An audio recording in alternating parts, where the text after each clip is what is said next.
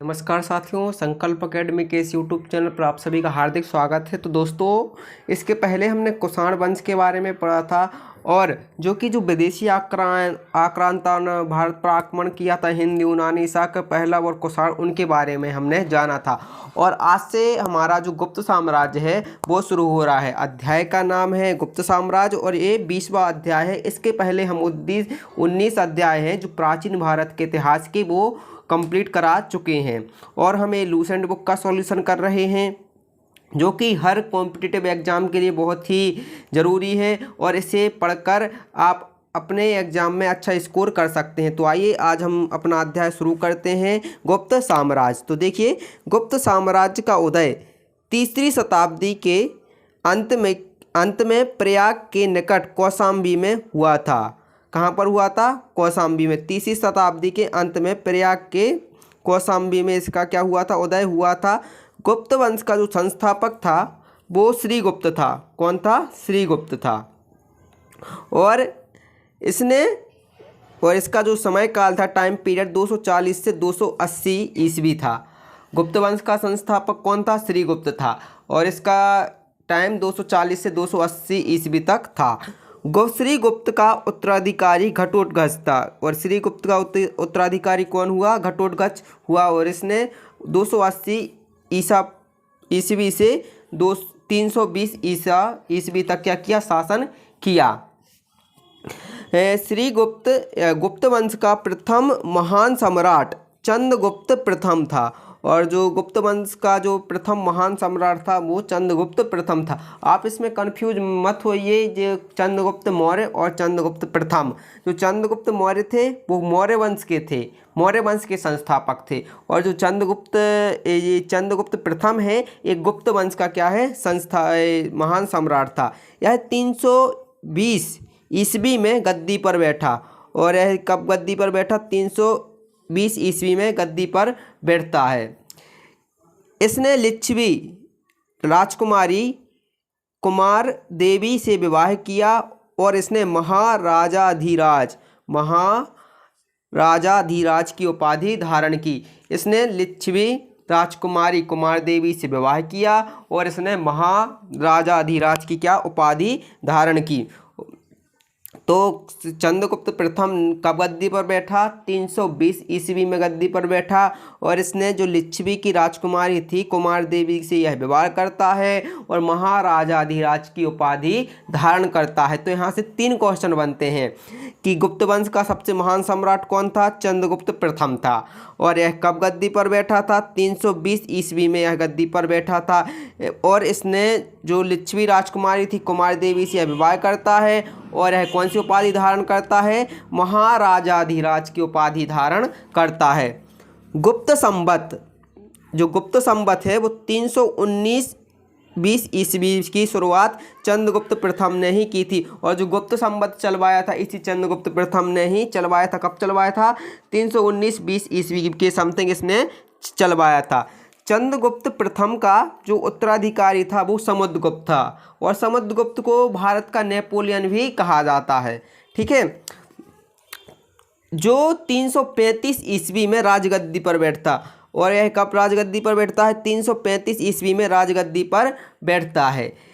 इसने आर्यव्रत के 9 शासकों और दक्षिणावर्त के 12 शासकों को पराजित किया। आर्यव्रत के 9 शासकों और दक्षिणावर्त के 12 शासकों को इसने क्या किया? पराजित किया। इन्हीं विजयों के कारण इसे, देखिए जो हमने आपको बताया था, भारत का नेपोलियन कहा जाता है। तो एक क्वेश्चन यहाँ से बन जाता है कि भारत का नेपोलियन किसे कहा जाता है? तो भारत का नेपोलियन समुद्रगुप्त को कहा जाता है। और यह किसका पुत्र था? ये चंद्रगुप्त प्रथम का क्या था? गुप्त था, समुद्रगुप्त। और कब गद्दी पर बैठा? 335 ईस्वी में यह गद्दी पर बैठता है। और इसने 9 आर्यव्रत के शासक और 12 दक्षिण व्रत के शासक को इसने क्या? पराजित किया था। और इन्हीं वजह के कारण इसे भारत का नेपोलियन कहा जाता है। समुद्रगुप्त का जो दरबारी कवि था वो हरिश्रेण था। और चंद्रगुप्त का जो समुद्रगुप्त का दरबारी कवि हरिश्रेण था, जिसने इलाहाबाद प्रशस्त लेख की रचना की। और इसने इलाहाबाद प्रशस्त लेख की रचना इसने की थी। समुद्रगुप्त जो था वो विष्णु भगवान का क्या था, उपासक था। किसका उपासक था, विष्णु का उपासक था। समुद्रगुप्त ने अश्वमेघकर्ता की उपाधि धारण की थी, और इसने कौन सी उपाधि धारण की थी, अश्वमेघकर्ता की उपाधि धारण की थी। जैसे जो चंद्रगुप्त प्रथम था, उसने कौन सी उपाधि धारण की थी, महाराजाधिराज की उपाधि धारण चंद्रगुप्त प्रथम ने की थी, महाराजाधिराज। और जो उस समुद्रगुप्त है, समुद्रगुप्त ने अश्वमेघकर्ता की उपाधि धारण की थी। समुद्रगुप्त संगीत प्रेमी था। क्या था, संगीत को इससे बहुत प्रेम था। ऐसा अनुमान है कि उसके सिक्कों पर वीणा वादन करते हुए दिखाया जाने लगा, और ऐसे अनुमान उसके सिक्के पर उसे वीणा वादन करते हुए दिखाए जाने से लगाया जाता है। जो इसने सिक्के चलवाए थे उन सिक्कों पर यह वीणा बजाते हुए प्रदर्शित किया गया है। तो ऐसा अनुमान लगाया जाता है कि यह संगीत का बहुत बड़ा प्रेमी था। समुद्रगुप्त ने विक्रमक की उपाधि धारण की थी, और इसने विक्रमक की भी उपाधि क्या की थी, धारण की थी। इसे कविराज भी कहा जाता है, और इसे जो समुद्रगुप्त है इसे कविराज भी कहा जाता है। समुद्रगुप्त का उत्तराधिकारी चंद्रगुप्त द्वितीय हुआ। कौन हुआ, समुद्रगुप्त का जो उत्तराधिकारी था वो कौन हुआ, चंद्रगुप्त द्वितीय, जो 380 ईस्वी में राजगद्दी पर बैठा। और यह राजगद्दी पर कब बैठा था, 380 ईस्वी में राजगद्दी पर बैठा था। चंद्रगुप्त द्वितीय के शासन काल में चीनी यात्री जो था फाहियान, वो भारत आया था। और चंद्रगुप्त द्वितीय के शासन काल में चीनी यात्री फाहियान भारत आता है। और शकों पर विजय के उपलक्ष्य में चंद्रगुप्त द्वितीय ने चांदी के सिक्के चलवाए थे, और इसने शकों को हराकर चांदी के सिक्के चलवाए थे। तो अभी तक हमने कितना पढ़ा, देखिए हमने आपको बताया कि जो गुप्त साम्राज्य का उदय हुआ था वो 3री शताब्दी के अंत में इसका उदय हुआ था, कौशाम्बी के निकट।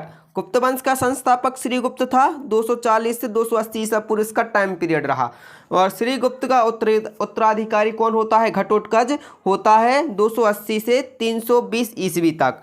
गुप्त वंश का जो प्रथम महान सम्राट था वो चंद्रगुप्त प्रथम था, और यह 320 ईस्वी में राजगद्दी पर बैठता है। और यह जो वहाँ की लिच्छवी की राजकुमारी थी कुमार देवी से विवाह करता है, और महाराजाधिराज की उपाधि धारण करता है। और इसने गुप्त संवत की शुरुआत चंद्रगुप्त प्रथम ने ही की थी। और चंद्रगुप्त प्रथम का जो उत्तराधिकार हुआ वो समुद्रगुप्त था, जो 335 ईस्वी में राजगद्दी पर बैठता है। और इसने 9 आर्यव्रत के और दक्षिणव्रत के 12 शासकों को इसने पराजित किया, और इन्हीं विजयों के कारण इसे भारत का नेपोलियन भी कहा जाता है। समुद्रगुप्त का दरबारी कवि हरिश्रेण था, जिसने इलाहाबाद प्रसिद्ध लेख की क्या की थी, रचना की थी। और समुद्रगुप्त विष्णु का उपासक था। समुद्रगुप्त ने अश्वमेघकर्ता की उपाधि धारण की थी। समुद्रगुप्त संगीत का बहुत बड़ा प्रेमी था, और इसने जो सिक्के चलवाए थे उस पर वीणा बजाते हुए प्रदर्शित किया गया है, जिससे यह अनुमान लगाया जाता है कि यह संगीत का बहुत बड़ा प्रेमी था। समुद्रगुप्त ने विक्रमक की उपाधि भी धारण की थी, और इसे कविराज भी कहा जाता है। और समुद्रगुप्त का जो उत्तराधिकार हुआ उसका पुत्र चंद्रगुप्त द्वितीय था, जो 380 ईस्वी में राजगद्दी पर बैठता है। और चंद्रगुप्त द्वितीय के शासन काल में ही जो चीनी यात्री था फाहियान वो भारत आया था, और शकों की विजय के उपलक्ष्य में चंद्रगुप्त द्वितीय ने चांदी के सिक्के चलवाए थे। आगे देखिए, चंद्रगुप्त द्वितीय का उत्तराधिकारी कुमारगुप्त था। चंद्रगुप्त द्वितीय का जो उत्तराधिकारी कौन हुआ, कुमारगुप्त हुआ। यह इसे गोविंद गुप्त नाम से भी जाना जाता है, और यह 415 ईस्वी से 454 ईस्वी तक इसने शासन किया था। 415 ईस्वी में यह गद्दी पर बैठता है, और यह 454 ईस्वी तक शासन करता है। नालंदा विश्वविद्यालय की स्थापना कुमारगुप्त ने ही करवाई थी। जो भारत का प्राचीन समय में सबसे महान विश्वविद्यालय थे नालंदा, उसकी स्थापना, नालंदा विश्वविद्यालय की स्थापना कुमारगुप्त ने ही करवाई थी। कुमारगुप्त प्रथम का उत्तराधिकारी स्कंदगुप्त 455-56 में 455 से 467 ईस्वी तक था। जो कुमारगुप्त का जो उत्तराधिकारी कौन हुआ? स्कंदगुप्त। और इसका जो इसने 455 ईस्वी में गद्दी पर बैठता है और 467 ईस्वी तक इसने शासन करता है। कुमारगुप्त का जो उत्तराधिकारी कौन हुआ?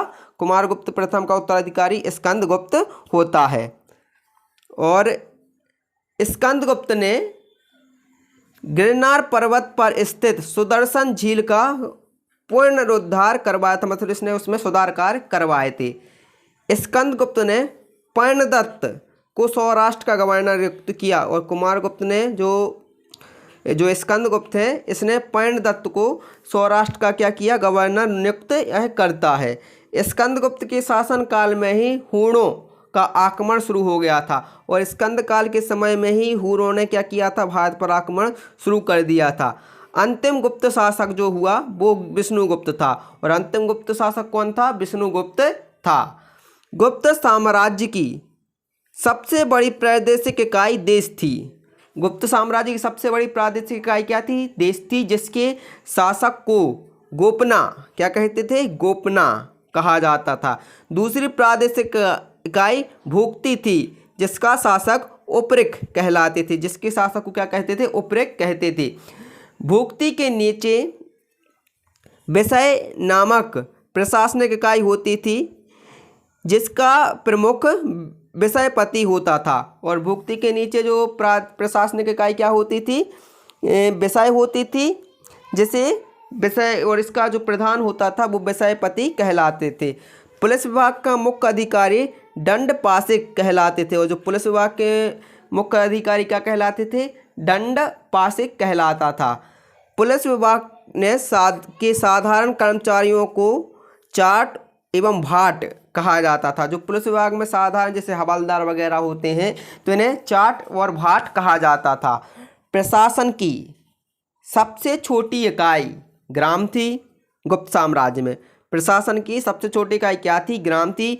ग्राम का प्रशासन ग्राम सभा द्वारा चलाया जाता था। और ग्राम का प्रशासन किसके द्वारा चलाया जाता था? ग्राम प्रशासन सभा द्वारा चलाया जाता था। और ग्राम सभा का मुखिया ग्रामीक कहलाता था। और ग्राम सभा का मुखिया कौन कहलाता था? ग्रामीक कहलाता था। एवं अन्य सदस्य महत्तर कहलाते थे। क्या कहलाते थे? महत्तर कहलाते थे। ग्राम समूहों की छोटी इकाई को पेट कहा जाता था। और ग्राम समूहों की जो छोटी इकाई थी उन्हें क्या कहा जाता था? पेट कहा जाता था। गुप्त शासक कुमारगुप्त ने के जो दामोदरपुर ताम्रपत्र में भूमि बिक्री संबंधी अधिकारियों के क्रियाकलापों का उल्लेख किया है। जो गुप्त शासक थे कुमारगुप्त के जो दामोदरपुर ताम्रपत्र में भूमि बिक्री संबंधी अधिकारियों के क्रियाकलापों मतलब उन कार्यों का क्या किया गया है? उल्लेख किया गया है।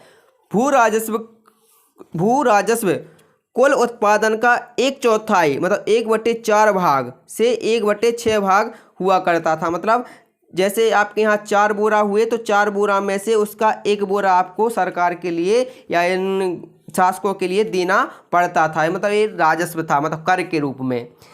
आर्थिक उपयोगिता के आधार पर निम्न प्रकार की भूमि होती थी। और भूमि के भी इसमें प्रकार बताए गए हैं। जैसे क्षेत्र क्या कहलाता था? कृषि योग्य करने वाली भूमि। वस्तु वास करने योग्य भूमि। वास्तु मतलब क्या कहलाता? वास करने योग्य भूमि।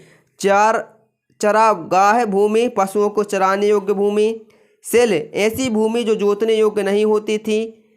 अपृहद ऐसी भूमि जो जंगली होती थी।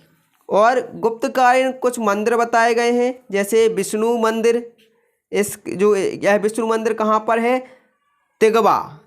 यह कहाँ? जबलपुर मध्य प्रदेश में पड़ता है। शिव मंदिर यह कहाँ पर है? भूमरा। यह कहाँ है? नागौदा मध्य प्रदेश, ये भी मध्य प्रदेश में है। पार्वती मंदिर यह नैना कुठार, ये भी मध्य प्रदेश में है। दशावतार मंदिर ये देवगढ़ ललितपुर में है। और शिव मंदिर यह खोह नागौद मध्य प्रदेश में है। और भीतरगांव मंदिर लक्ष्मण मंदिर ईंटों द्वारा निर्मित। भीतरगांव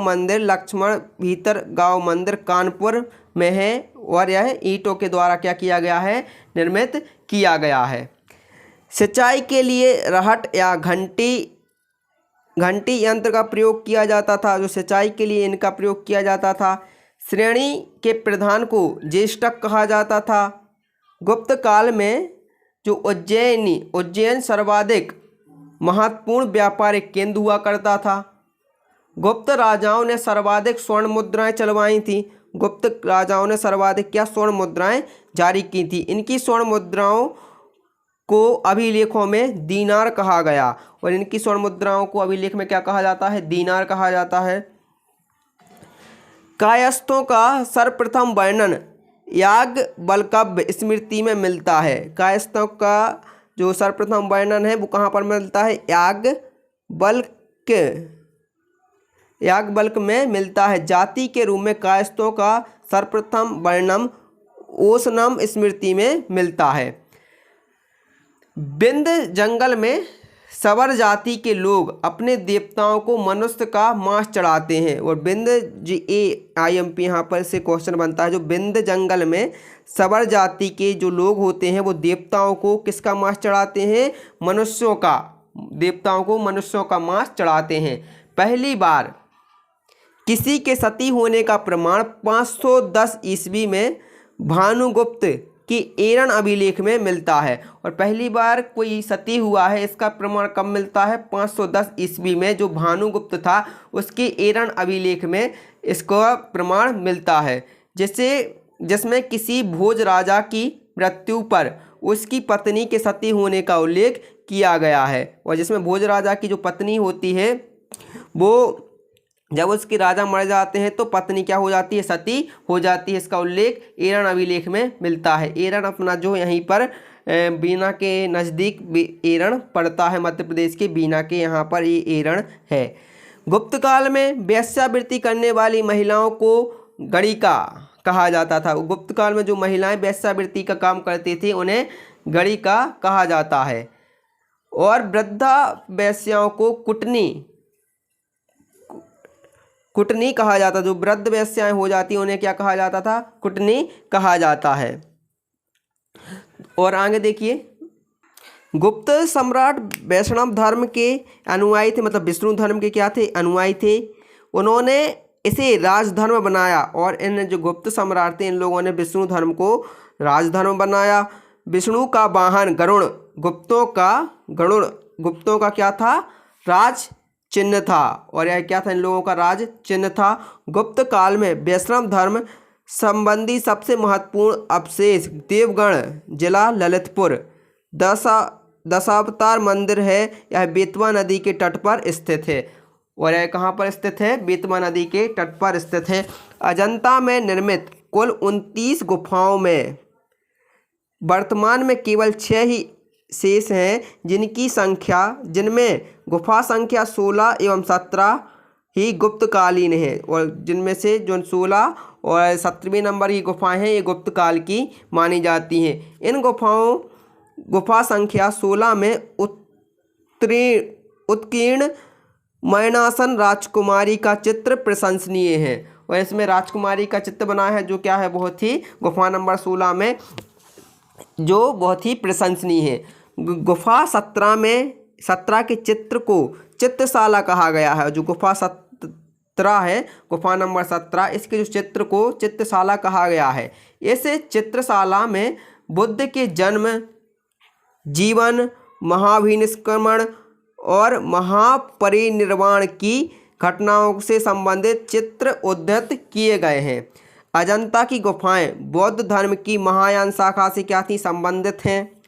और गुप्त काल में निर्मित अन्य गुफा बाघ की गुफा, जो बाघ नामक स्थान पर विंध्य पर्वत को काटकर बनाई गई है, जिला धार मध्य प्रदेश में है।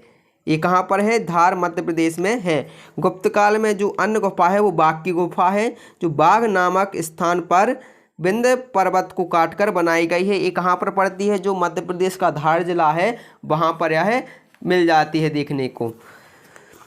चंद्रगुप्त द्वितीय के शासन काल में संस्कृत भाषा का सबसे प्रसिद्ध कवि कालिदास था। और चंद्रगुप्त द्वितीय के शासनकाल में क्या बोलते हैं, संस्कृत भाषा का सबसे प्रसिद्ध कवि कौन था? कालिदास था। कौन था? कालिदास था। चंद्रगुप्त द्वितीय के दरबार में रहने वाला आयुर्वेदाचार्य धनवंतरी थे, और चंद्रगुप्त द्वितीय के शासनकाल में जो उनके दरबार में रहते थे वो थे धनवंतरी। गुप्तकाल में विष्णु शर्मा द्वारा लिखित पंचतंत्र, विष्णु शर्मा द्वारा लिखित क्या? पंचतंत्र, संस्कृत में लिखा गया है ये पंचतंत्र, संसार का सर्वाधिक प्रचलित धर्म ग्रंथ माना जाता है। प्रचलित क्या ग्रंथ माना जाता है।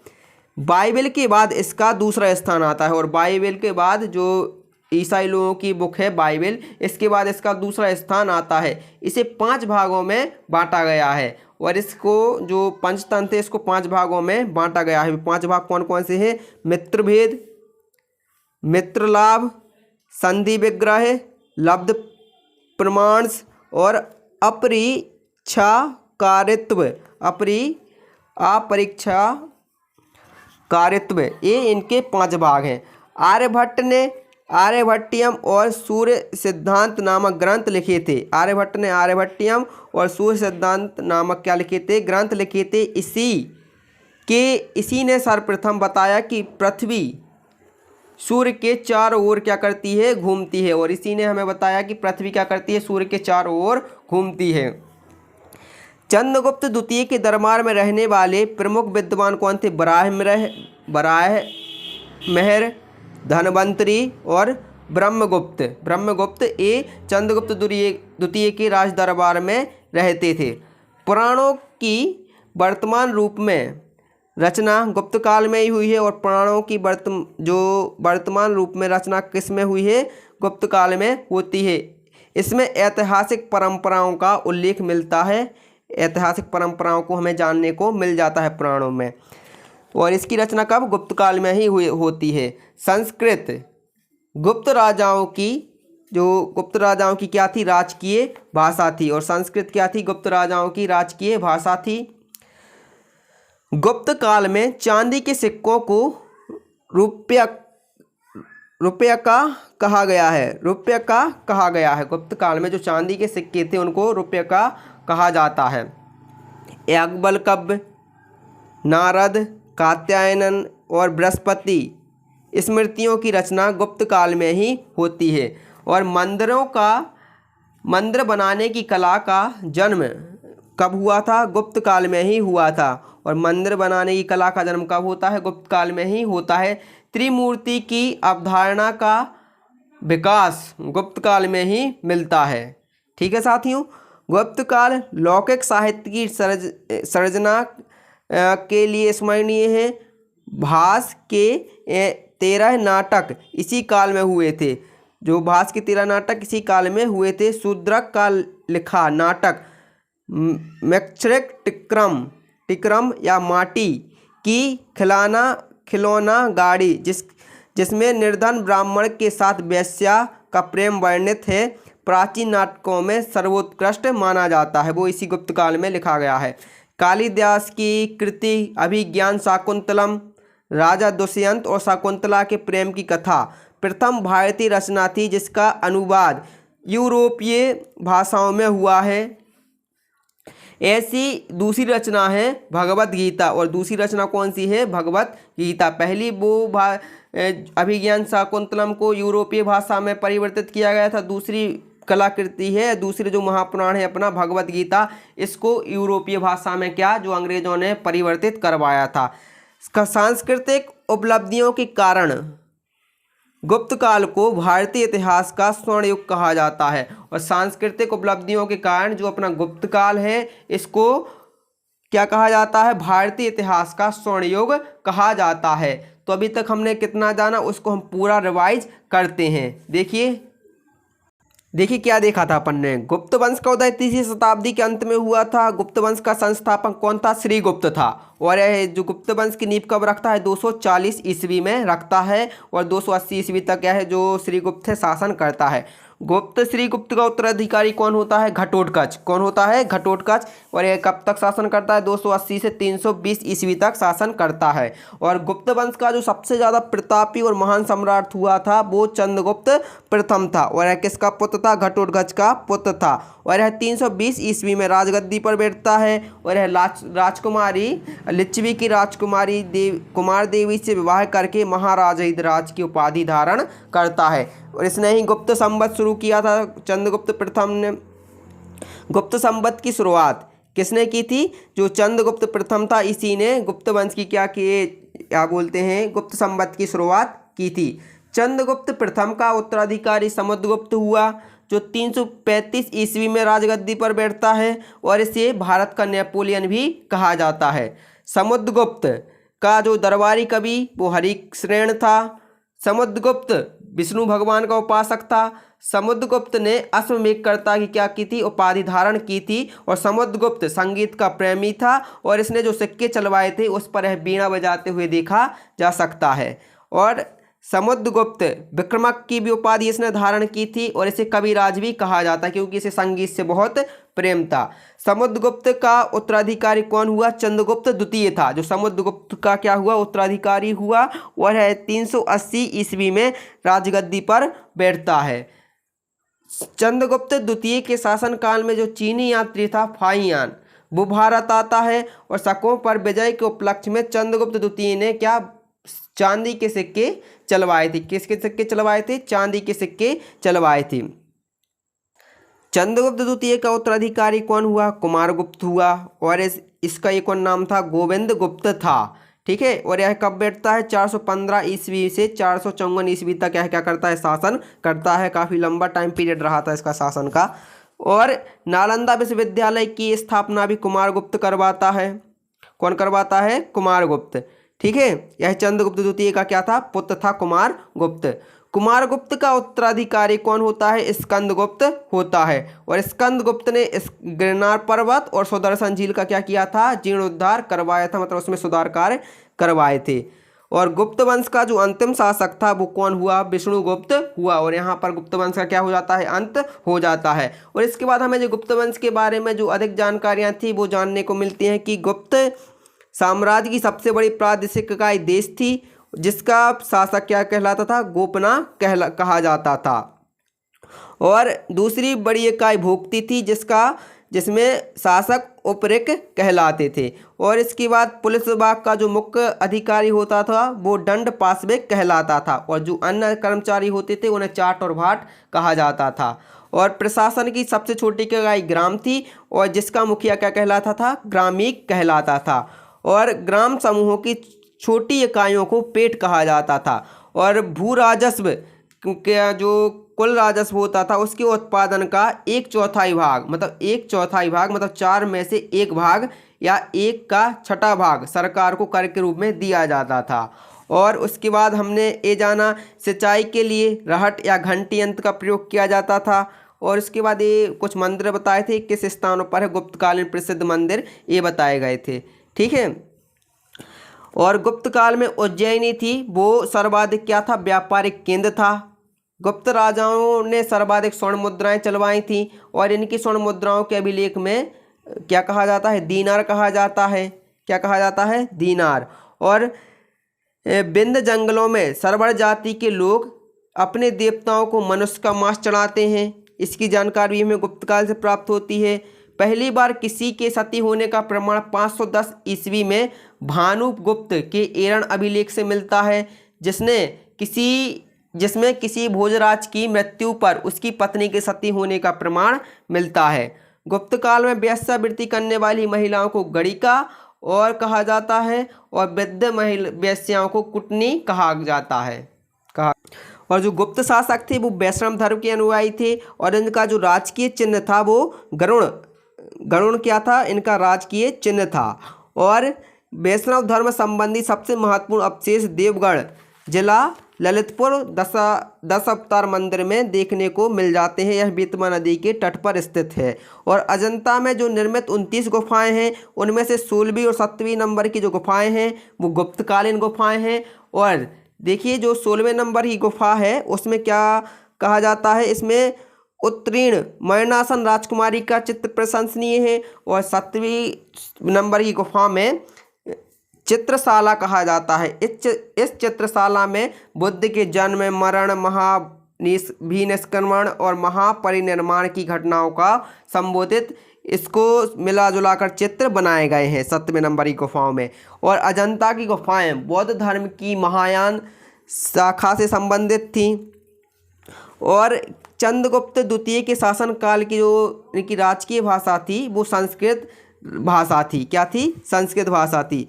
और इनके दरबार में सबसे जो प्रसिद्ध कवि थे वो कालिदास थे, वो संस्कृत भाषा के ही थे। और चंद्रगुप्त द्वितीय के दरबार में रहने वाले आयुर्वेदाचार्य कौन थे? धन्वंतरी थे। कौन थे? धन्वंतरी थे। आर्यभट्ट ने इन्हीं के शासनकाल में जो आर्यभट्ट हुए थे अपने महान गणितज्ञ, वो एक गुप्त वंश के या गुप्त जब टाइम पीरियड चल रहा था इसी समय के थे ये। आर्यभट्ट ने आर्यभट्टियम और सूर्य सिद्धांत नामक ग्रंथ लिखे थे। इसी सिद्धांत में इन्होंने बताया कि सूर्य पृथ्वी के चारों ओर, जो अपनी पृथ्वी है वो सूर्य के चारों ओर घूमती है। चंद्रगुप्त द्वितीय के दरबार में रहने वाले प्रमुख विद्वान कौन कौन से थे? देखिए, बराह, मेहर, धनवंतरी और ब्रह्मगुप्त, ये विद्वान चंद्रगुप्त द्वितीय के दरबार में रहते थे। और पुराणों की वर्तमान रूप में रचना गुप्त काल में ही हुई है। जितने भी पुराण हुए हैं इनकी रचना गुप्त काल में ही होती है। इसमें ऐतिहासिक परंपराओं का उल्लेख मिलता है। संस्कृत गुप्त राजाओं की क्या थी? राजकीय भाषा थी। राजाओं की क्या थी? शासकीय भाषा थी। और जो चांदी के सिक्के थे उनको रुपया कहा जाता था। याज्ञवल्क्य, नारद, कात्यायन और बृहस्पति स्मृतियों की रचना गुप्त काल में ही मिलती है। और मंदिर निर्माण की जो कला का जन्म हुआ था वो गुप्त काल में ही हुआ था। और कालिदास ने जो अभिज्ञान शाकुंतलम अपने जो रचना लिखी थी, जिसमें राजा दुष्यंत और शकुंतला के प्रेम का वर्णन किया गया था, यह प्रथम भारतीय रचना थी जिसको यूरोपीय लोगों ने अपनी भाषा में क्या करवाया था? अनुवाद करवाया था। और दूसरी रचना थी भगवत गीता। सांस्कृतिक उपलब्धियों के कारण गुप्त काल को भारतीय इतिहास का स्वर्ण युग कहा जाता है। क्या क्या कहा जाता है? भारतीय इतिहास का स्वर्ण युग किसे कहा जाता है? गुप्त काल को भारतीय इतिहास का स्वर्ण युग कहा जाता है। तो दोस्तों, ये था हमारा गुप्त काल। इसमें हमने गुप्त काल के बारे में, गुप्त साम्राज्य के बारे में संपूर्ण रूप से जाना। श्रीगुप्त से लेकर विष्णुगुप्त तक, और उसकी जो राज व्यवस्था की शैली थी, पूरे राज शासन कैसे चलता था, सभी को विस्तार पूर्वक जाना। उम्मीद करते हैं आपको भली भांति समझ में आ गया होगा। और आप इस वीडियो को 1-2 बार यदि आपने रिवाइज करके देख लिया तो आपको पूरा गुप्त साम्राज्य मौखिक याद हो जाएगा। तो मिलते हैं हम अगली वीडियो में। पुष्पभूति वंश या वर्धन वंश के बारे में हम अगली वीडियो में चर्चा करेंगे। तो तब तक के लिए हंसते रहिए, खुश रहिए, अपना ध्यान रखिए और पढ़ते रहिए। अपना व्यक्तित्व इस प्रकार से विकसित कीजिए कि स्त्रियां आपके साथ सम्मानित और सुरक्षित महसूस करें। जय हिंद, जय भारत।